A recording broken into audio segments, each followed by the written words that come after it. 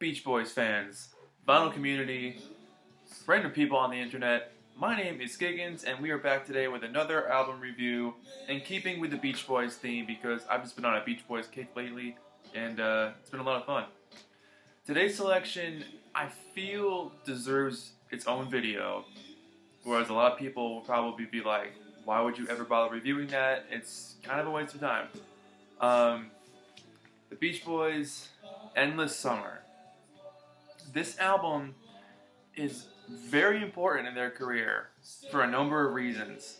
On one hand, it killed everything they were trying to accomplish with Surf's Up in Holland and all that.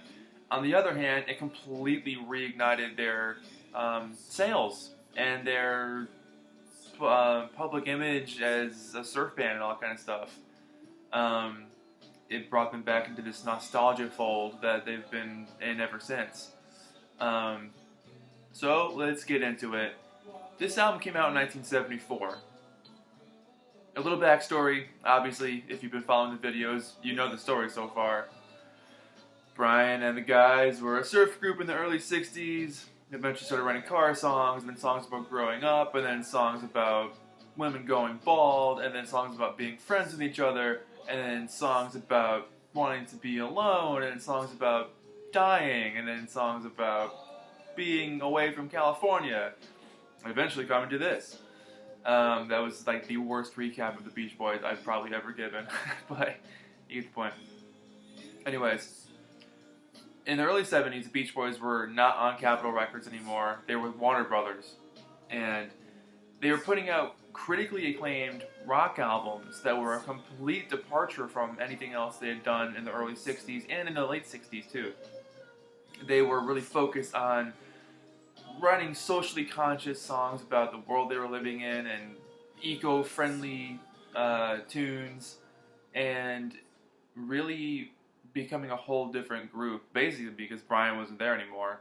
At this point, he was focused on producing for Spring, or American Spring, the group that his wife Marilyn was in.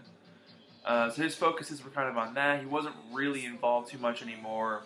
The last album before this, Holland, he did the Mount Vernon and Fairway 45 that he wanted to be a part of the album, but they were like, no, let's just put it as a bonus EP at the end of the disc.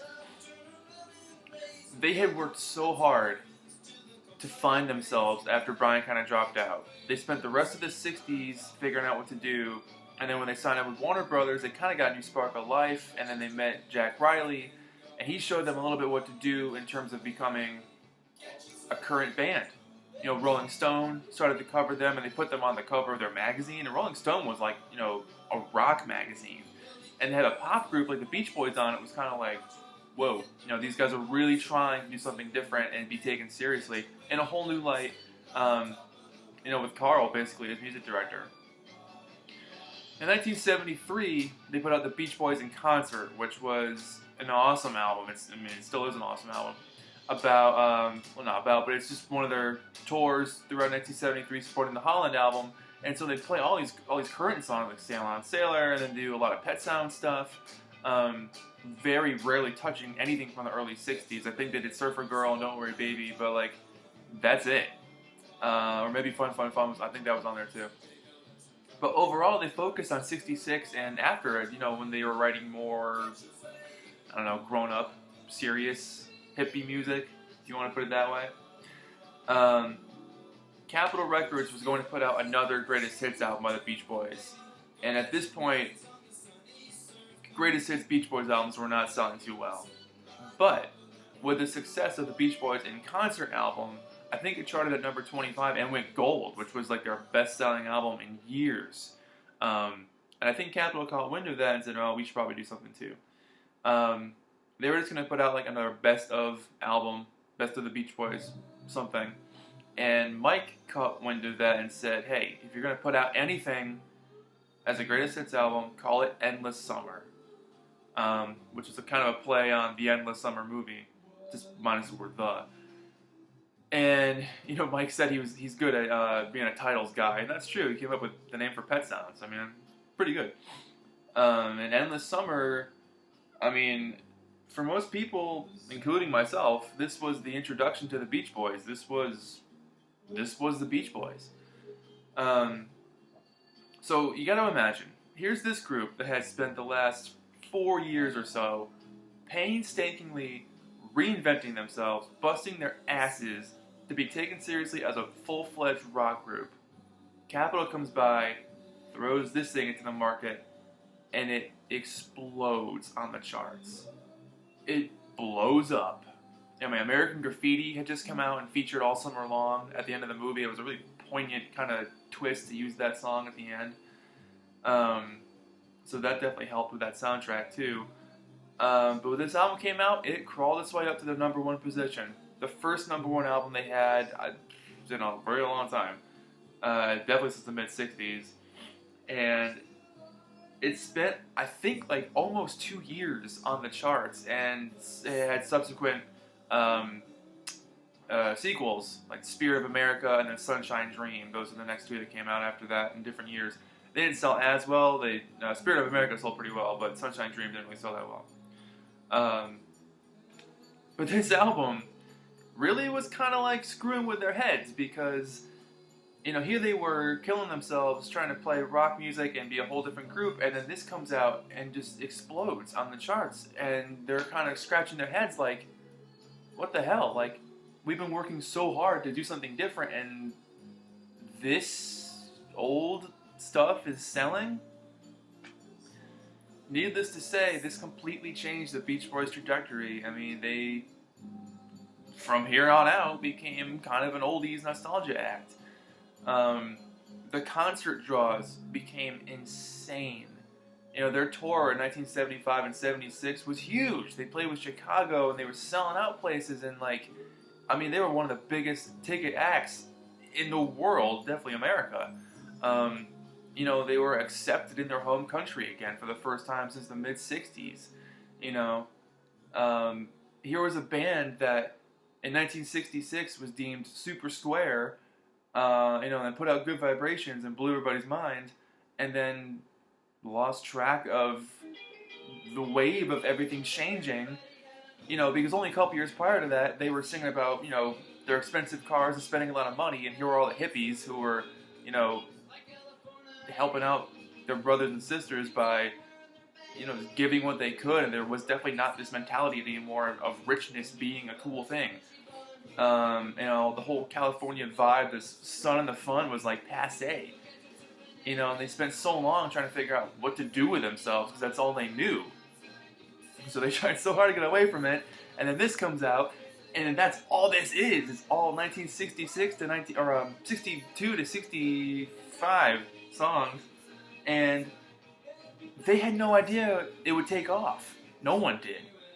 You know, it was one of the biggest selling albums they ever had.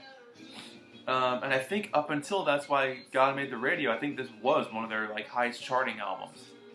So, needless to say, they were left kind of stuck. They accepted that this was what the people wanted to hear, and literally changed up their whole gig and just went back to playing this stuff again. They brought back songs like Be True to Your School and Catch a Wave and all this stuff that they hadn't touched in years. This album, while it is fantastic and an amazing coverage and document of the early years, it's also bittersweet, because you want to know what would have happened after Holland. Like, where would they have gone from there? What would their next album have been like? Because after this, we got 15 Big Ones, and it's like, what the hell, man? I mean, there's some good songs on 15 Big Ones, but compared to the artistry and the dedication and the writing and the skillful musicianship of the last few albums, especially with Sunflower and definitely with Holland, then you get 15 Big Ones, and it just sounds kind of like a mess. You know, they forced Brian to come back, and they forced him to produce an album, and he didn't really want to be there because his interest wasn't in the Beach Boys anymore. He just wanted to hang out and not be in the Beach Boys. This album, I really feel, is such a catalyst in their career, because from here on out, I mean, they kept making studio albums, but most of them did nothing on the charts. I mean, MIU, I think, was like 178. I mean, no one cared about buying their albums, but they cared about seeing them in concert. I mean, their concerts have always been a big draw, and this is definitely what kept that going, or kind of reignited, because they've been playing for, you know, college rock kids, and now they're playing to everybody, which is great. You know, it's definitely great, and I'm not dogging these songs at all. I love this album. This is what got me into the Beach Boys, was this album. I had my mom's cassette of it. That's what started the whole thing, and her record. But here, this is what the inside looks like. The guy who did the artwork for this album also did the subsequent sequels, Spirit of America and Sunshine Dream. And I always liked the front cover, because it's this one big picture. I always thought that was really cool. And it's funny because it's all stuff from the early 60s, but here they are, how they looked at that time, beards and long hair. If I had to rate this album, man, I don't know how I'd rate it, because a lot of it's nostalgia, a lot of it's just a good collection, you know. I don't know if it's fair to rate a compilation album, because it's supposed to be a knockout. It's supposed to be a 10 out of 10. That's the whole point of a compilation album. You're getting the hits. But I'll give it a 10 out of 10. Why not? Because if you're looking to get into the Beach Boys' early stuff, this is where you're going to go. I mean, Sounds of Summer has come out, and they had the greatest hits, Volumes 1, 2, and 3 in the 90s. Those are good too. But there's a magic to this album that definitely warrants its own listening. In America, it came out as a double disc set. Elsewhere in the world, it was just one record, because, I don't know, it's like 4 songs per side, and they're all 2 minutes and 50 seconds. You can totally fit all of this on one record. It also came with a poster back in the day, which was kind of cool, and definitely one of the reasons why vinyl is awesome.